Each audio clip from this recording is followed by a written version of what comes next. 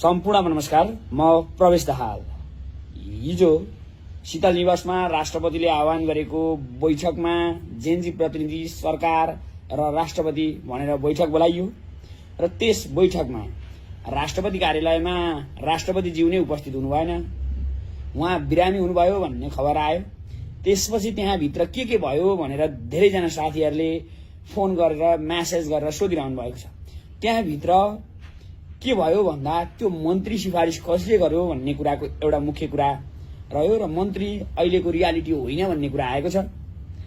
र अर्को कुरा के रह्यो भन्दाखेरि त्यहाँभित्र केही व्यक्तिलाई मात्र यो सरकारले चिन्ने तर कसैलाई नचिन्ने तरिका किन भनेर प्रश्न भयो। ती प्रश्नहरूमा पनि सबैजनालाई सहकार्यको बाटो गरेर आउनका निम्ति आह्वान गरिएको छ।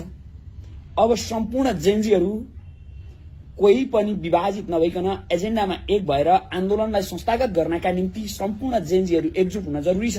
साथै नेपाली जनताले पनि अब खबरदारी गर्नुपर्छ र नेपाली जनताले भन्नुपर्छ र नेपाली जनताले पनि एउटा पोजिटिभ तरिकाको क्रिएसन गर्नुपर्छ कि त पोजिटिभ भाइब्स क्रिएसन गर्नुपर्छ कि काम गर्ने मान्छेलाई पनि सहज बनोस्।